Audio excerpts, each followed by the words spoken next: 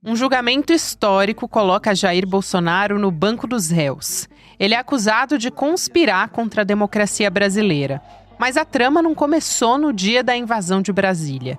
Antes, houve ensaios, sinais e reuniões. Foram 3 tentativas de golpe, planejadas em sequência. A primeira nas ruas, com milhares de pessoas atendendo a um chamado. A segunda, numa sala de palácio, com generais e ministros discutindo uma intervenção. A terceira, violenta, com depredação das sedes dos poderes. Todas elas conectadas por um mesmo objetivo: romper com a ordem democrática. Um podcast agora organiza as peças desse quebra-cabeça. Reúne áudios, documentos e relatos dos bastidores do poder. E mostra como o ex-presidente e o núcleo central agiram para esticar a corda até o limite. Sexta-feira, 5 de setembro de 2025.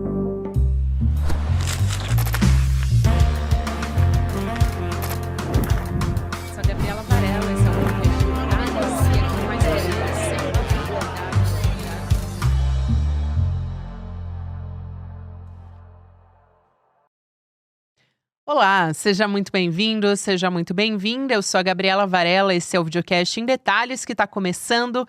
E aqui de segunda a sexta-feira a gente vai analisar uma temática, uma notícia importante do momento. E hoje eu vou conversar mais uma vez com o jornalista Luiz Costa Pinto, que já veio aqui em outras oportunidades. É um prazer te receber. Seja muito bem-vindo mais uma vez. Obrigado, Gabi, é um prazer para mim também. Pela primeira vez virtualmente, aqui no estúdio de vocês em Brasília. É verdade, virtualmente. Aliás, você é muito bem-vindo para voltar aqui presencialmente aos nossos estúdios, mas por motivos de força maior, né, que é muito trabalho, Luiz. Exatamente. Então a gente faz essa conexão São Paulo-Brasília, tá tudo bem também, mas fica o convite para você voltar aqui presencial. Eu acho que vale a pena, antes da gente começar a nossa conversa, eu te parabenizar por esse trabalho, esse projeto que é uma continuidade do Trapaça. Para quem não ouviu ainda, eu recomendo que ouça o podcast, porque a primeira temporada está falando ali do governo Collor e todo esse contexto político que é tão importante da nossa história, né? E agora essa nova temporada que está vindo na esteira é chamada de Os Golpes do Bufão. Tem como semente um livro seu também, que você já publicou, você vai poder explicar aqui muito melhor do que eu. É uma reportagem especial no momento extremamente oportuno. A gente falava aqui nos bastidores, porque está começando, né? O primeiro episódio está sendo publicado no começo do julgamento do Jair Bolsonaro, enfim, desse núcleo crucial no âmbito do golpe do 8 de janeiro. Então, quero começar te pedindo para explicar o que esperar desse projeto. E quem quiser já pode começar a ouvir também. Perfeito, Gabi. Mais uma vez, obrigado a você e ao ICL por abrir esse espaço. Bom, o livro ao qual você se refere chama O Procurador. Foi um livro que eu lancei no ano passado para lançar luz sobre os 4 anos de Procuradoria-Geral da República sob o Augusto Aras. E nesse livro tem um trecho, não é todo o livro, tem um trecho que eu extraí, né, que é justamente o trecho sobre como a PGR e o Supremo Tribunal Federal se comportaram durante o governo Bolsonaro e por que eles não atuaram como instituições democráticas, né, do Estado brasileiro para conter os ímpetos golpistas do Bolsonaro, que já estavam todos demarcados lá desde 2021. E aí vem o marco, né? Vencida a pandemia, né? A pandemia, quando ela arrefeceu, né, no início do ano de 2021, aí surge, né, de maneira muito clara esse comportamento, essa gana do Bolsonaro de se consolidar como um autocrata no poder, né? E ali ele começou a preparar o que viria a ser o golpe dado e vencido em 8 de janeiro de 2023. Mas nesse corte, Gabi, eu começo a contar que em 2021, no dia 29 de março de 2021, né, com a demissão do general Fernando Azevedo e Silva, que foi o primeiro-ministro da defesa do Bolsonaro, e na esteira da demissão dele foram trocados os 3 comandantes militares, né?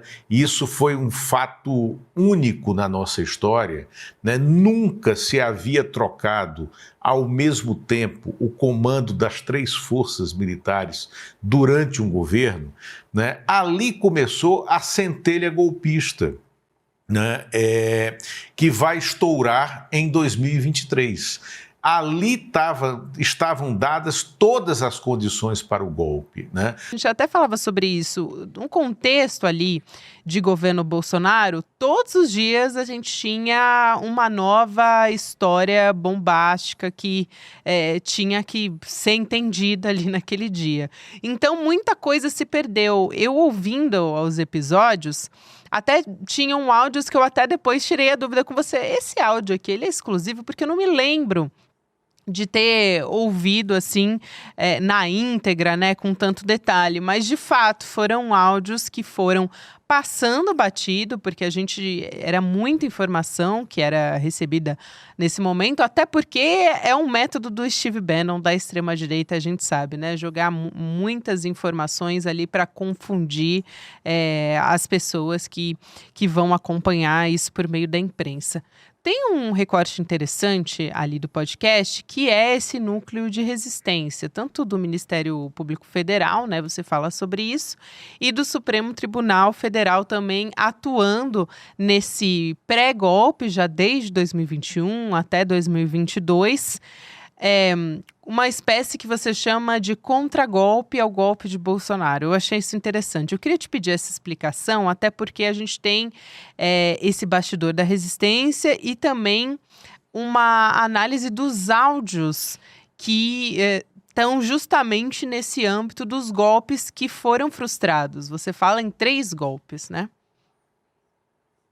Isso, 3 golpes e vou explicar. Agora, essa estratégia do Steve Bannon, a qual você se referiu, eu até toco nela, que é essa história de criar pequenos incêndios por todos os lados para manter o Estado que está sendo atacado exatamente no caos, né? No caos informativo e no caos reativo também. Então, uma das missões que eu me impus, né, quando decidi fazer esse trabalho, foi justamente organizar esse caos antes do julgamento, para que a gente pudesse vir ao ar, pelo menos como estamos vindo, na primeira semana de julgamento, para que as pessoas tenham uma noção exata, né, do que é que está sendo julgado, né? Quais dos crimes do Bolsonaro que estão sendo julgados. Tanto que no primeiro episódio eu retomo o nosso desempenho e a participação trágica do Bolsonaro como chefe de Estado durante a pandemia, que não está em julgamento. Não estará, assim, o fato de nós termos perdido 700 mil brasileiros, 700 mil vidas durante a pandemia e poderia ter sido pelo menos 50% menos do que isso, né? Isso não está naquele banco dos réus, né? E ali ele foi um chefe de Estado contra-republicano, um chefe de Estado contra o seu povo, né? Mas isso não está em questão, né? São outros golpes, são outros crimes que estarão sendo decididos no Supremo nesta semana. E, Gabi, tem um fio condutor desse raciocínio, que é uma entrevista que já tinha me chamado muita atenção quando eu escrevi o Procurador. Uma entrevista do filósofo Marcos Nobre, professor da Unicamp, que foi presidente do SEBRAP, né? Essa entrevista foi publicada, né, na Folha de São Paulo, em setembro de 2021, né? Foi concedida ao repórter Nayef Haddad, e é uma entrevista brutalmente lapidar do ponto de vista da ciência política, porque em 2021, em setembro de 2021, o Marcos Nobre antevia tudo o que iria acontecer com o bolsonarismo, com o país, com essa tensão, com essa radicalização extremista, né? E isso é brilhante. Eu volto em outros episódios para lembrar ao ouvinte dos pontos que o Marcos Nobre chama atenção, né, nessa entrevista que eu reproduzo, né, no primeiro episódio, porque ela é fabulosa do ponto de vista da ciência política, né, que ele diz ali, olha, o Bolsonaro quer reproduzir numa escala muito mais potencializada o 6 de janeiro do Capitólio americano. E isso foi o que aconteceu no 8 de janeiro. Ele diz na entrevista, o Bolsonaro não dará o golpe no 7 de setembro de 2021, mas é necessário que ele crie a partir dali uma tensão, né, na sociedade para parecer que ele é mais forte do que é de fato, só que ele não vai tentar dar o golpe enquanto estiver no governo, né? E aí vem uma advertência dele feita em 21, dizendo o seguinte, ele não vai aceitar o resultado da eleição, né? E por isso é importante para ele manter a sociedade tensionada. O golpe virá depois da eleição, né? E aí, no episódio 3, né, quando eu faço o relato da reunião de 5 de julho, eu trago de volta os áudios daquela reunião que eu chamo de reunião do golpe, de 5 de julho de 2022, e vou fazendo uma análise, né, em tempo real daqueles áudios, né, durante o podcast, e ali o general Mário Fernandes, ele fala todo o plano, né, de matar, ele não fala com essas palavras, que tem que se matar o presidente eleito, tem que se matar o ministro do Supremo, não, mas já está claro ali que ele diz com essas palavras, numa reunião ministerial. Se nós tivermos que agir depois da eleição, vai ser como em 1969, com a junta militar, que foi a junta militar dos Três Patetas, né? Ou seja, ele já antevia aquela situação que eles viveram no 8 de janeiro de 2023. Parece, às vezes, que a gente olha para o 8 de janeiro de uma maneira isolada, mas o golpe é continuado e tem muitos especialistas que dizem que, na verdade, ele continua acontecendo. A gente está chegando agora num contexto de decisão do julgamento por parte do Supremo Tribunal Federal, mas ele continua acontecendo. O Eduardo Bolsonaro está nos Estados Unidos, está ali articulando para que os Estados Unidos façam retaliação e sanções contra o judiciário brasileiro, justamente por poder passar uma régua delimitando e também, né, reafirmando a nossa democracia brasileira diante de tudo isso que aconteceu. O ministro Luiz Fux era o presidente do Supremo, estava dentro do Supremo quando uma horda bolsonarista já invadiu a esplanada em direção ao Congresso e ao Supremo, na véspera do 7 de setembro, para o qual o Bolsonaro tinha convocado o povo em geral e, sobretudo, as PMs, as polícias militares. E aí vem uma coisa que você me perguntou anteriormente, eu não te respondi, sobre o aparato de contenção golpista, aparato que funcionou de maneira silenciosa entre STF e PGR naquele período. Ele foi fundamental para o 7 de setembro de 2021 para desmobilizar as polícias militares de irem às ruas naquele ano. E isso foi fruto de uma articulação entre Augusto Aras, que era o Procurador-Geral da República,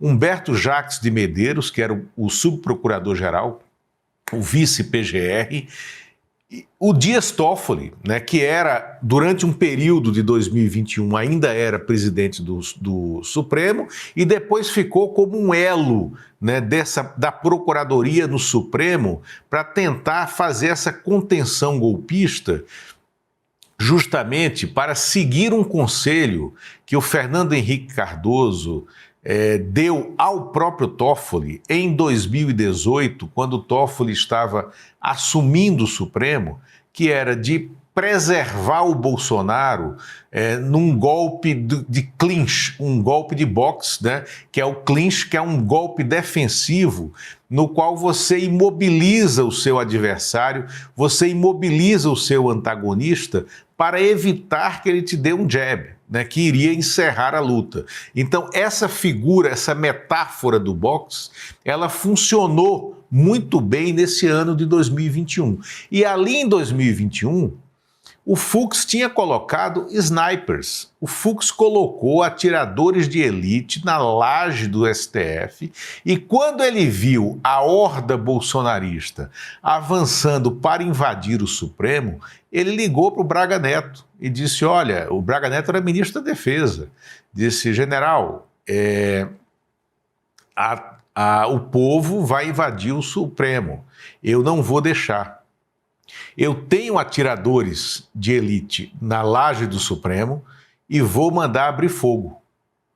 Né? Aí o Braga Neto desliga com ele, né? E o Fux ainda avisa, eu não vou pedir GLO, porque o que vocês querem é isso.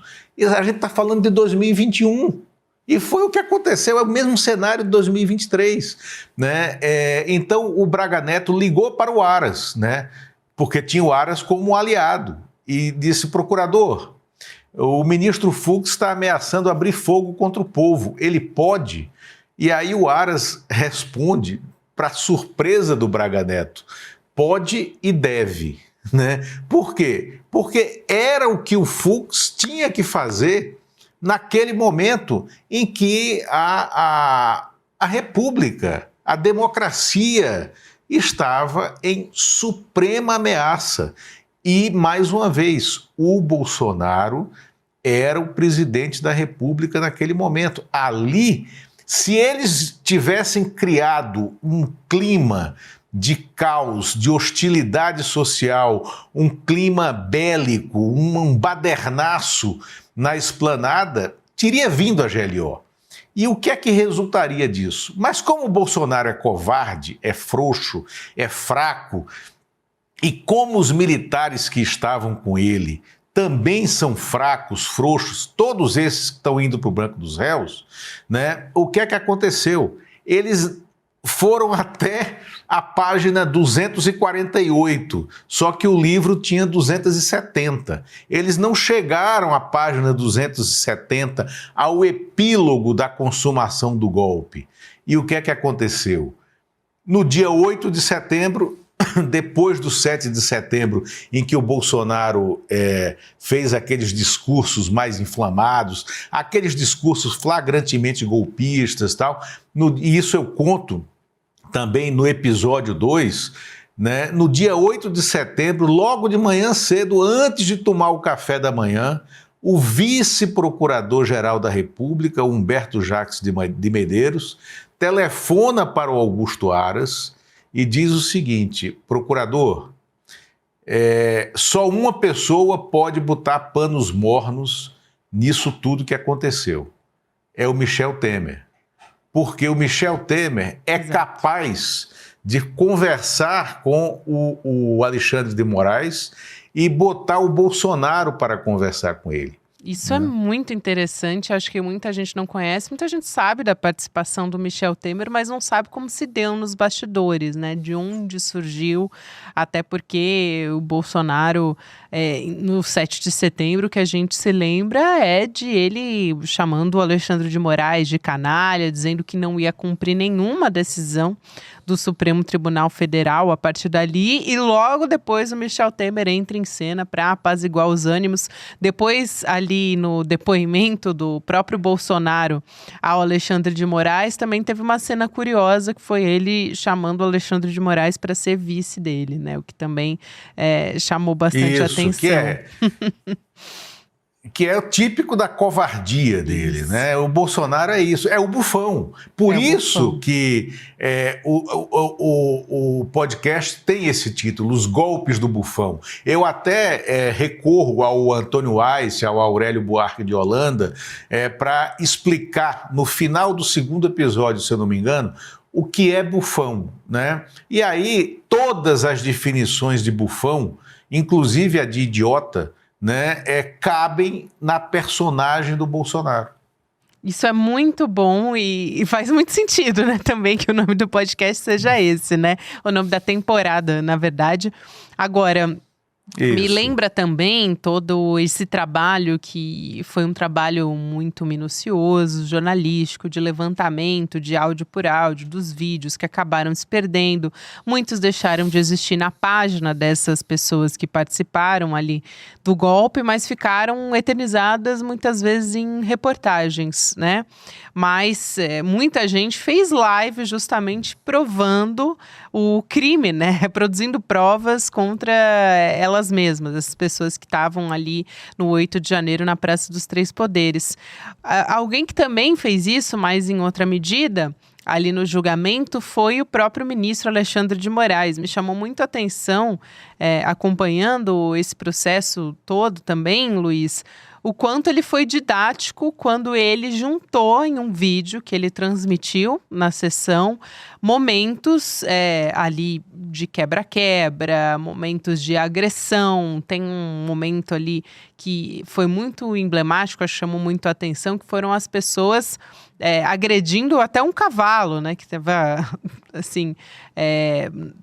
supostamente eles estavam tentando conter o que estava acontecendo e as pessoas derrubaram um cavalo ali num momento de fúria daquele episódio. Então, quando ele faz isso, quando ele traz esse compilado para a primeira turma, foi justamente para não esquecer o que levou até ali, o que levou até esse julgamento. Então, acho que essa junção, que foi uma parte ali da sustentação do ministro Alexandre de Moraes, foi extremamente didática. Acho que ele tem também algo que tem que se ressaltar sobre esse trabalho que fez o ministro Alexandre de Moraes para deixar bastante claro para as pessoas o que aconteceu, né? Não, sem dúvida. O trabalho de organização de informações que está no relatório do voto do Alexandre de Moraes é muito precioso, é histórico, né? É um livro de história, né? E esse julgamento ele tem uma simbologia fundamental para o nosso futuro, porque nós passamos por mais de uma ditadura sem julgar os ditadores, sem julgar os jagunços dos ditadores, sem julgar politicamente o processo que levou àquela ditadura. Pela primeira vez a gente está tendo condições de levar a julgamento, dar a devida punição, tendo cumprido todo o processo legal e seguir adiante, porque o que o Brasil passou de 2016 até 2022, 2016 que eu falo com a deposição da presidente Dilma, o impeachment sem crime de responsabilidade, até 2023, quando veio esse golpe dado e vencido, foi um golpe que durou 2 horas, né? As 2 horas em que os 3 palácios estavam invadidos, até que houvesse uma mudança de posição da Polícia Militar, do Comando Militar do Planalto, né? O país viveu 2 horas sob o império da desordem, da baderna golpista e, para os golpistas, na esperança de que tivesse um GLO, né? E aí o trabalho do ministro Alexandre de Moraes e da equipe dele, da equipe de retaguarda do gabinete dele, é um trabalho primoroso de documentação de todos os crimes cometidos. Então, é por isso que a gente não pode deixar que se fale de julgamento político, é um julgamento técnico. A gente não pode deixar que se fale de injustiça no tamanho das penas, não. Não é pela destruição pontual de uma obra, de uma cadeira, pela pichação de uma estátua. Não é por isso que as pessoas estão sendo punidas. As pessoas estão sendo punidas por terem se deixado levar por esse transtorno mental coletivo que se criou no país, a ponto de eles imaginarem que era possível haver um golpe constitucional ou forças armadas aplicando de maneira tosca e torta o artigo 142 da Constituição, ou que podia ter um golpe de Estado com os militares indo para a democracia, né? Ou que viriam ETs para cá, como acreditam agora, ainda tem uma parcela da população que acredita no desembarque de tropas americanas no país para devolver o poder ao bolsonarismo. Luiz Costa Pinto, que importante esse trabalho, esse projeto que você traz na sequência aqui do Trapaça. Eu recomendo muito que as pessoas maratonem desde o início. A história também dos irmãos Collor, do governo Collor, é muito importante para a gente entender o nosso contexto atual também, né? Muito do como chegamos até aqui. E fundamental esse trabalho também que você traz. Eu estou acompanhando aqui os episódios que estão indo para o ar, pouco a pouco, e com certeza está ajudando a gente a entender esse julgamento e o resultado que vem por aí. Muito obrigada. Maravilha, Gabi. Eu que agradeço e quero fazer só um breve comercial até para você que é de origem de rádio, né? Também desse ambiente de podcasts, que é que as pessoas que ouçam, né, prestem atenção na trilha sonora, porque ela não é coadjuvante, ela é associada, né, e foi toda desenvolvida pelo pessoal da Tímpano, e ela é de uma importância fundamental para prender o ouvinte nessa narrativa. Então Concordo. Eu acho que vale a pena ouvir também com esses ouvidos e com esse olhar. Com certeza, ela que está nos embalando ali, fazendo a gente mergulhar nessa história. Obrigada, meu querido. Um abraço grande e até uma próxima. Obrigado, Gabi. Aqui a gente também quer te lembrar que estamos em um momento importante. Tem esse julgamento que está acontecendo com o resultado que vem muito em breve, e você pode estar com a nossa comunidade nesse mês que é tão emblemático. Então, a gente vai ter o Despertar 2025, um encontro aqui da nossa comunidade nos dias 19 e 20, no Espaço Vibra, em São Paulo. Então, para você conseguir se planejar para vir nesse encontro com a gente, o Espaço Vibra, que é um lugar imenso, tem espaço para cerca de 4.000 pessoas, e ali a gente vai ter várias trocas, vão ter personagens muito importantes, a Aleida Guevara sendo uma delas, também Miguel Nicoleles, enfim, grandes nomes de diversas áreas que a gente pode aprender com cada um deles, e claro, a gente também aqui da nossa comunidade CL. Então fica o convite para você, vai lá em despertar2025.com.br para você poder adquirir o seu ingresso para estar com a gente. Aliás, já estou sabendo que tem vários setores que estão esgotados, então corre lá. Agora a gente tem Mercado Investimentos, na sequência o Rolê ICL, para você que me acompanha pelo YouTube, e para você que me acompanha nas plataformas de áudio, você pode ouvir o Em Detalhes em qualquer momento do seu dia. De segunda a sexta-feira tem episódio novo. Tchau, tchau, gente. Ano passado estava lotado, Mais de 4.000 pessoas vibrando com Serginho Grosman, Renato Freitas, Fátima Bernardes Mocotó, Bela Gil. Eu me arrepio só de lembrar. E esse ano, em 2025, a gente vai fazer um evento ainda maior.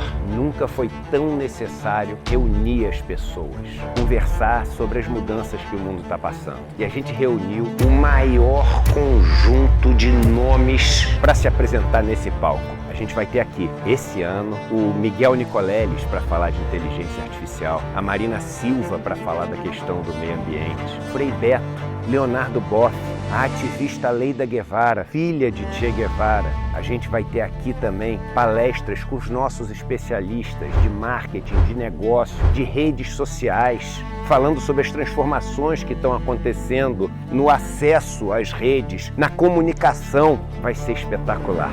E a gente vai ter muita diversão também, com Margareth Menezes, com Leone e com vários outros artistas que novamente vão botar a casa para tremer, vão botar as pessoas para dançar, as pessoas vão se abraçar, vão abrir sorrisos tão raros hoje em dia e juntos a gente vai começar a revolução necessária aqui no Vibra São Paulo. Um momento que vai ficar guardado nas páginas da história desse país.